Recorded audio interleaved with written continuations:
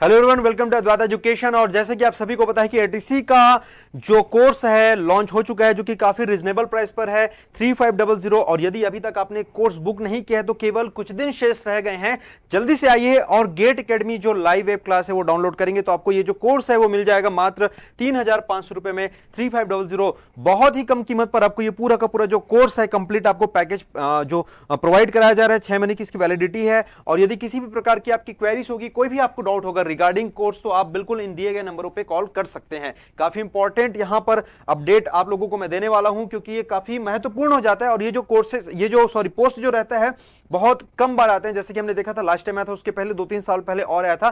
तो इस बार यदि ये पोस्ट आया है तो हम चाहते हैं कि आप जल्दी से जल्दी इस कोर्स को जल्दी से ज्वाइन कर लीजिए और अपने एटीसी बनने का जो सपना है उसको साकार करिए। आइए इस पीआईक्यू को सीरीज में कुछ क्वेश्चन आज हम आपको बताने वाले हैं। ये जो सेक्शन यदि हम बातें करते हैं तो इकोनॉमी का सेक्शन है। फिर से यदि मैं बातें कर लूं तो जीएस में एक पार्ट होता है जिसको हम लोग जानते हैं इकोनॉमी के नाम से, राइट। जीएस में एक पार्ट होता है जिसको हम लोग जानते हैं इकोनॉमी के नाम से। तो इकोनॉमी का एक क्वेश्चन है ना, जिसको अपन आज करने वाले हैं। और ये जो प्रश्न है ना, ये आया था, कब आया था बेटा? जूनियर एग्जीक्यूटिव एटीसी 2021, यानी कि रिसेंटली लास्ट ईयर का ये क्वेश्चन था। क्वेश्चन क्या बोला जा रहा है? पूछता है to ensure that bank is over lending डेस डेस डेस is a certain percentage of deposit that every bank must keep as a reserve. ठीक है, अब पता है इस प्रकार के क्वेश्चन में क्या करना होता है। यदि आपको नहीं भी पता है, मतलब मैं आपको बताऊंगा, यदि आपको नहीं भी पता है तो कैसे आप थोड़ा सा अपना जो दिमाग जो कॉमन सेंस है वो यूज कर सकते हो। क्वेश्चन क्या पूछना चाह रहा है कि यार कोई भी जो बैंक रहते हैं, बेसिकली यदि मैं बातें करता हूं तो आरबीआई के अंतर्गत बहुत सारी बैंकिंग आपको देखने को मिलेंगी। ये आरबीआई हो गया। आरबीआई के अंदर बहुत सारे बैंक रहते हैं, बहुत सारे सिस्टम होते हैं। डेवलपमेंट बैंक्स हो गए, कमर्शियल बैंक हो गए, शेड्यूल बैंक, नॉन शेड्यूल, बहुत सारे बैंक होते हैं। तो जनरली जो शेड्यूल बैंक है या फिर कमर्शियल बैंक जो रहते हैं, उन लोगों को कुछ हिस्सा जो रहता है वो आरबीआई के पास रिजर्व रखना पड़ता है। उसने बोला ना, रिजर्व करके वर्ड यूज किया है। अब ऑप्शन में यदि मैं देखूं, यहां पर रिजर्व कैश रेशियो बोल दिया इसने, यानी कि आरसीआर बोल दिया है, रिजर्व रिलेटेड रेशियो बोल दिया है, फिर कैश रिफंड रेशियो बोल दिया है, एंड कैश रिजर्व रेशियो। तो सबसे पहले जहां पर रिजर्व है उनको देखेंगे, ये रिजर्व है, ये रिजर्व है और ये रिजर्व है। मतलब ऑप्शन सी को आप पहले ही हटा दो, राइट।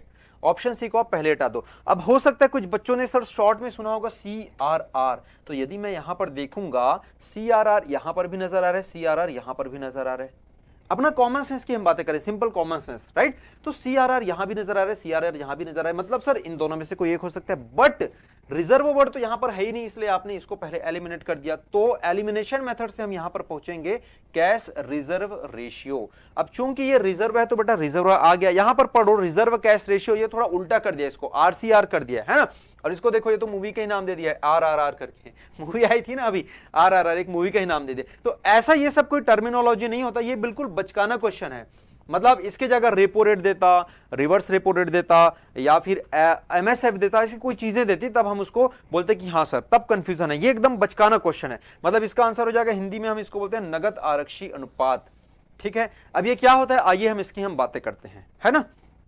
जैसे कि मैंने आप लोगों को बताया कि आरबीआई जो रहती है इसको हम बोलते हैं बैंकर्स बैंक, यानी कि होता है बैंकों का बैंक होता है।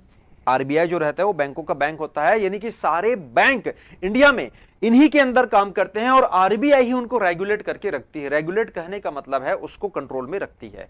अब यहां पर बहुत से प्रकार के आपको रेशियोज एंड इंटरेस्ट रेट आपको देखने को मिलेंगे, है ना, जिसमें एक होता है सीआरआर।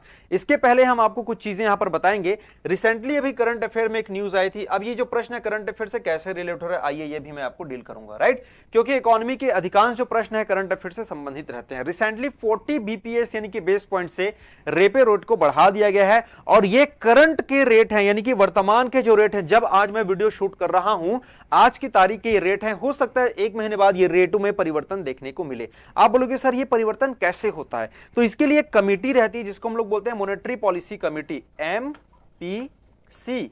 यदि कभी प्रश्न आपसे पूछा जाए कि ये मॉनेटरी पॉलिसी इंडिया में कौन बनाता है, तो मॉनेटरी पॉलिसी यानी कि मौद्रिक नीति जो रहती है वो बनाती है इंडिया में आरबीआई। यदि प्रश्न आपसे पूछे सर फिस्कल पॉलिसी कौन बनाता है, राजकोषीय नीति, तो वो बनाता है वित्त मंत्रालय यानी कि भारत सरकार, है ना। यहां पर दिया है पॉलिसी रेपो रेट 4.40, इसको याद रख लीजिएगा। Standard deposit facility 4.15, MSA 4.65, bank rate 4.65 and reverse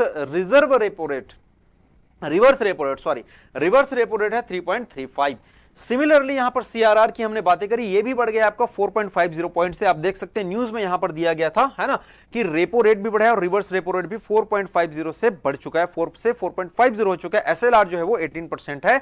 ये आपके एक्सचेंज रेट है, यानी कि 1 इंडियन रुपीस के इक्वल, सॉरी 1 यूएस डॉलर के इक्वल कितना है, 77.84 जो रुपीस। ये सारी की सारी चीजें हम आपको आज समझाएंगे, बताएंगे कैसे होती हैं। बहरहाल आपको दो रेशियोज जानने सबसे आवश्यक हैं।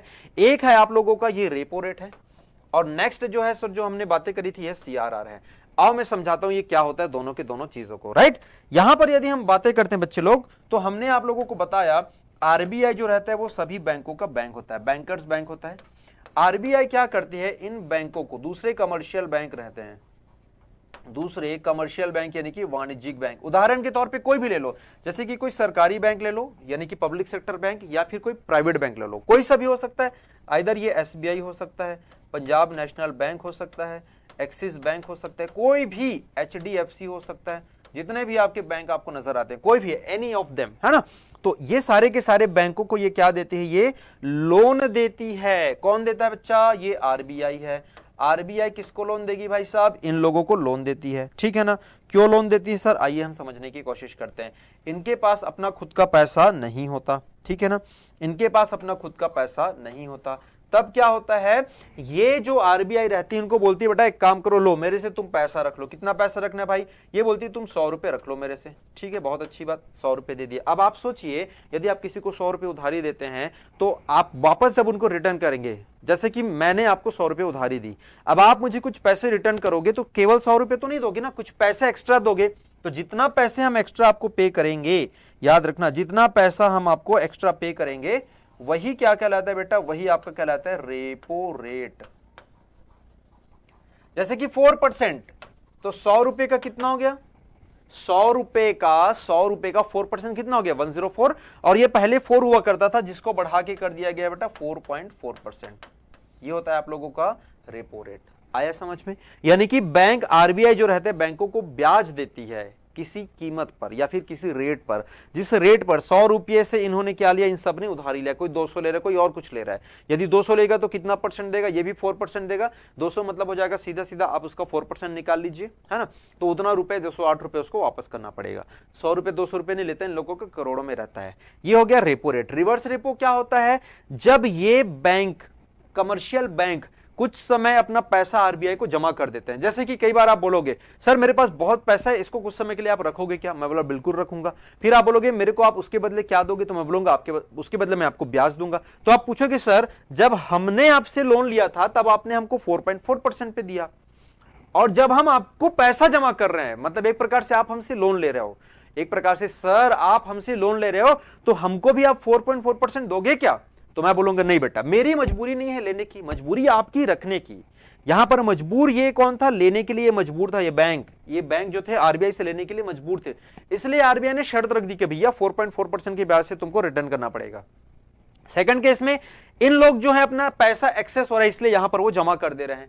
तो आरबीआई बोलती है कि बेटा देखो 4.4 तो मैं नहीं दूंगी, 3.35 दूंगी, तुमको जमता है तो लो नहीं तो निकलो करके। तो बोलते ठीक है भाई, जब हम 100 रुपए तुमको जमा करेंगे ना, तुम रिटर्न में हमको 103.35 दे देना करके। तो 3.35% से क्या हो जाता है, रिवर्स रेपो रेट। यहां तक क्लियर है।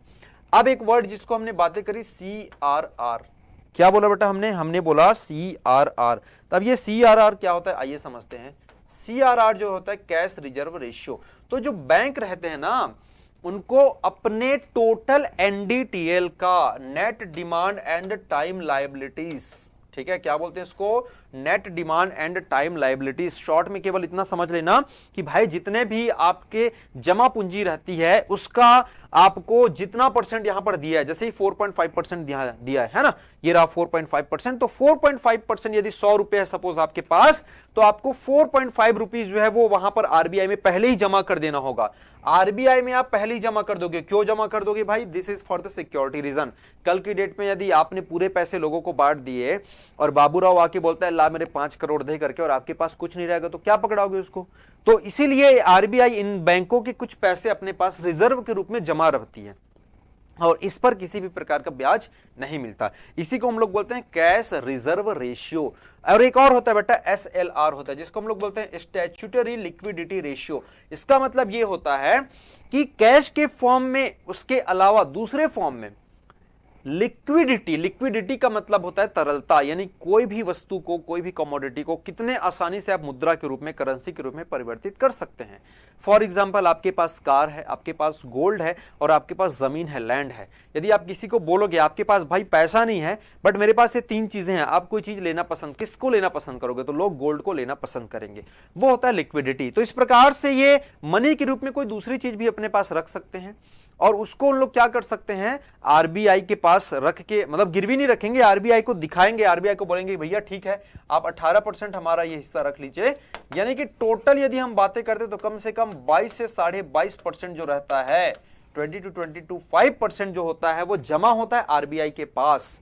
ये पैसा इनका जरूर है, ये पैसा इन बैंकों का जरूर है, लेकिन यहां पर जमा होता है। जैसे आपने देखा होगा मिनिमम मंथली बैलेंस ऐसा करके कुछ आता है, एवरेज बैलेंस समथिंग कुछ आता है। आपके अकाउंट में यदि 20,000 रुपए है और यदि बैंक वाला बोल दिया कि मिनिमम 10,000 आपको रखना है, क्यों रखना है डोंट नो, बस रखना है, मतलब वो 20,000 आपके पास तो है लेकिन सिर्फ 10,000 का आप उपयोग कर पाओगे। क्यों कर पाओगे? यदि आप उस 10,000 के लिमिट को यदि क्रॉस कर लिया आपने, यानी कि लोअर लिमिट पे आ गए, मान लेते 8,000 हो गया आपके पास, यानी 10,000 लिमिट को आपने नीचे आ गए तो उस पर पेनाल्टी लगा देगी। उसी प्रकार से ये जो मेंटेन करना पड़ता है इन लोगों को 4.5 यानी कि 4.5% आपका CRR और 18% जो रहता है वो SLR, यानी कि ये जो राशि रहती है, ये जो अमाउंट होता है वो आरबीआई में जमा करना रहता है फॉर द सिक्योरिटी पर्पस, ताकि कल की डेट में यदि आप दिवालिया हो जाओ या बैंकरप्ट हो जाओ तो आप लोगों का पैसा जुटाने में आपको कोई प्रॉब्लम ना हो। ठीक है, तो उम्मीद करता हूं कि ये चीजें आपको समझ आई होंगी। और यदि अभी तक आपने हमारा जो कोर्स परचेस नहीं किया है तो जाकर जरूर करिएगा, क्योंकि काफी इंपॉर्टेंट और बहुत इंपॉर्टेंट ये वैकेंसी जो आई हुई है। और क्या बोलते हैं इसमें कोर्सेज, सॉरी, जब हम बातें करते हैं एडीसी की, तो ये बहुत रेप्यूटेड पोस्टर रहता है। हमारे चैनल पर आप जाके विजिट करेंगे तो बहुत सारी चीजें आपको ऑलरेडी देखने को मिल जाएंगी। ओके गाइस, तो ऐसी और किसी इंफॉर्मेटिव वीडियो के साथ हम मिलेंगे, तब तक आप बने रहिए अद्वैत एजुकेशन के संग। Thank you so much, take care, bye bye, Jai Hind.